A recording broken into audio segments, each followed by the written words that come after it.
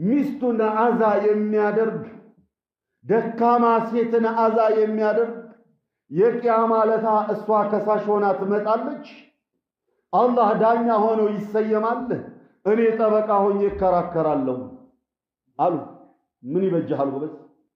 ሴት ይህች ናት በኢስላም ክብሯ ሁሌም ተጠብቆ ኡመን ወቢንተን ወዘውጀተን ወኻለተን ወዓመተን ተጠብቃ መኖር መቻል አለባት ሴት ልጅ። ወኢን ካነት አጅነቢያ ወኢን ካነት ካፊራ ሴት ልጅ ተከብራ መጠበቅ አለ። ሐቢቡና ሰለዋቱ ረቢ ወሰላሙሁ ዐለይህ ጂሃድ በሚያዘምቱበት ጊዜ የመጀመሪያ ወስያቸው ምንድን ነው የሚሆነው? እዚያ መንደር ላይ ሄዳችሁ በንጋት አካባቢ ስፈሩ። አዛን ይባላል አይባልም አድምጡ። ከተባለ አትግቡ። ማዕና ሰዎቹ ሙስሊሞች ናቸው። እኛ ላይ የመነሳት ዓላማ የላቸውም። አድምጡ። ከዛ በኋላ ያካል የለ ደግሞ ገብታችሁ ሰላማዊ ድርድር አድርጉ። እምቢ ብለው ጦርነት የከፈቱ እንደሆነ ወደ ጦርነቱ ግቡ። ግን ላ ተቅቱሉ አضዒፋ ሽማግሌን አረጋውያንን እንዳትገሉ፣ ሕፃናትን እንዳትገሉ፣ ሴት ልጅን እንዳትነኩ የነቢዩ ወስያ ሰለላሁ ዐለይሂ ወሰለም መዓ አነሃ ካፊራ ሃይማኖቷ ምንም ሆነ ምን ሴት በመሆኗ ኢስላም ክብሯን ያስጠብቅላታል እንዳትነካ ብለው ነቢዩ ሰለዋቱ ረቢ ወሰላሙሁ ዐለይህ አወጁ።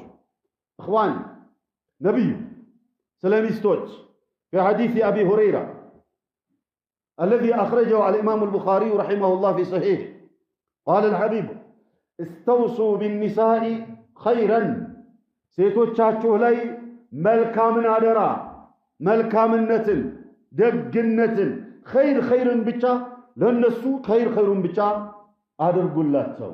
በኸይሩ አደራ ነው እምላችሁ። ኸይሩኩም ለአህሊሂ ወአና ኸይሩኩም ለአህሊ ምርጣችሁ ከኔ ኡመት የተመረጣችሁ የምትባሉ ለሚስቶቻችሁ ምርጥ የሆናችሁ ናችሁ። እኔ ደግሞ ለሚስቶቼ ጥሩ ነኝ አሉ ነብዩ ሰለላሁ ዐለይሂ ወሰለም። إذا كنتم متبعين لسنتي የኔን ሱና የምትከተሉ የኔን ፈለግ የምትከተሉ እኔን በእውነት የምትወዱ ከሆነ ቁል ኢን ኩንቱም ትሒቡነ አላህ ወረሱለሁ ፈተቢዑኒ ዩሕቢብኩም አላህ።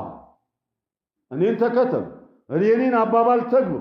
የነቢዩ ሰለዋቱ ረቢ ወሰላሙ ዐለይህ ማንነት የወሬ ብቻ አልነበረም፣ የተግባርም ጭምር ነበረም።